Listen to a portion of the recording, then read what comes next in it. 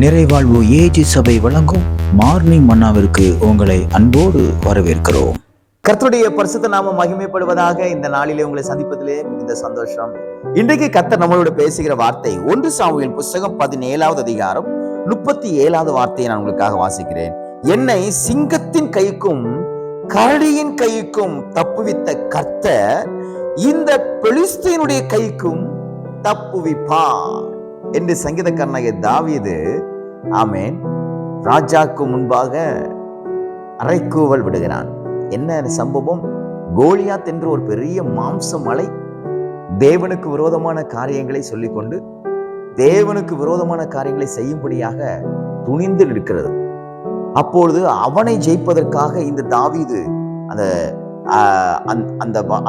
அந்த கிரவுண்டுக்கு போறாரு. அப்போ இவர் தாவீதை செலக்ட் பண்றாங்க. அப்போ நீ உனக்கு என்னப்பா எக்ஸ்பீரியன்ஸு? அவன் பிறந்ததுல இருந்தே அவன் இராணுவ வீரனா இருக்கிறான், பெரிய போர் செய்யக்கூடிய திறமை உள்ளவனா இருக்கிறான், உங்ககிட்ட என்ன திறமை இருக்குன்னு சொல்லும் பொழுதுதான் தாவீது சொல்றான், ஐயா ராஜாவே, அவன் வேணா பிறந்ததுல இருந்து அவன் பெரிய இராணுவ வீரனா இருக்கலாம், ஆனா என்ன ஆண்டவர் எப்படி பண்ணார் தெரியுமா?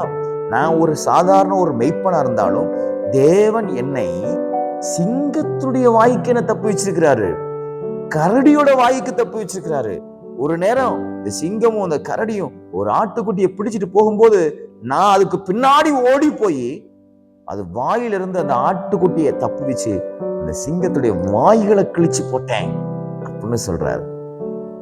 ஏன் இந்த வார்த்தையை நான் உங்களுக்கு சொல்றேன் அப்படின்னா, இன்னைக்கு நம்ம நிறைய நேரம் தேவனிடத்திலிருந்து அற்புதங்களை பெற்றுக்கொண்டவர்கள் சோர்ந்து போயிடுறோம். இன்னைக்கு என்ன நடக்குமா நடக்காதா, எனக்கு இது கிடைக்குமா கிடைக்காதா, எனக்கு அதை தப்பு வைப்பாரா தப்பு வைக்க மாட்டாரா? நன்றாக இன்றைக்கு புரிந்து கொள்ளுங்கள். ஒரு விஷயத்தை உங்க மனசுல நல்லா பதிச்சுக்கங்க. உங்க வாழ்க்கையில கர்த்தர் சில அற்புதங்களை செய்யணும்னா நீங்க அதுக்கு என்ன செய்யணும் தெரியுமா? கர்த்தர் இதுக்கு முன்னாடி செஞ்ச நன்மைகளை நினைச்சு பார்க்கணும். தாவீது அதான் சொல்றான், ஆண்டவரே கர்த்தர் என்னை சிங்கத்துடைய வாய்க்கு தப்பு வச்சாரு, கரடியோட வாய்க்கு தப்பு வச்சாரு, இந்த பெலிஸ்தியனும் அதிலே ஒருவன், அதிலே ஒன்று. எப்படி சிங்கத்தோட வாயை கிழிச்சு போட்டோனோ அதே போல இந்த பெலிஸ்தியனாகிய கோலியாத்துடைய வாயை நான் கிழிச்சு போடுவேன் அப்படின்னு சொல்றாரு. அப்ப நம்ம அற்புதங்களை பெற்றுக்கொள்வதற்கு நம்ம என்ன செய்யணும் அப்படின்னா, கர்த்தர் முன்பாக நமக்கு செய்த நன்மைகளை நினைச்சு அவரை துதிக்கணும்.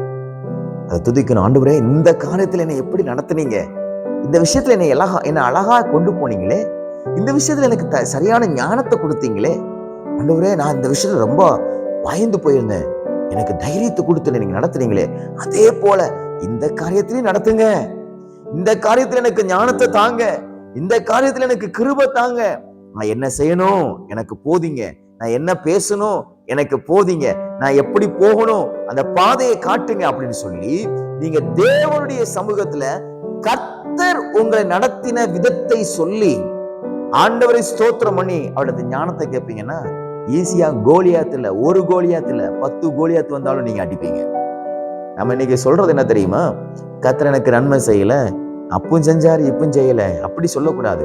எனக்கு கர்த்தர் அன்றைக்கு எப்படி ஞானத்தினால நிரப்பி என்னை நடத்தினாரோ அதே போல இன்றைக்கும் என்னை ஞானத்தினால நிரப்பி நடத்த அவர் உண்மை உள்ளவராக இருக்கிறார்.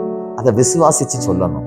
என்னுடைய வாழ்க்கையில கர்த்தர் நிச்சயமா நன்மை செய்வார், எனக்கு நன்மை கிடைக்கும், கர்த்தர் எனக்கு நன்மை கிடைக்க பண்ணுவார், நான் நிச்சயமாக தப்புவிக்கப்படுவேன், என்னை சத்துருக்களுடைய கையிலிருந்து கர்த்தர் நிச்சயமாய் விடுவிப்பார், நான் ஜெயம் பெறுவேன் என்று நீங்க கர்த்தரை நோக்கி உண்மையா அவர் செஞ்ச நன்மைகளை நினைச்சு நீங்க கர்த்தரை துதிக்கும் பொழுது நான் சொல்லுகிறேன், கர்த்தர் தாவீதை எப்படி கோலியாத்தை ஜெயிக்க வைத்தாரோ அதே போல இன்னைக்கு உங்களுக்கு முன்னாடி இருக்க எல்லா டாஸ்கையும் கர்த்தர் ஜெயிக்க வைப்பார்.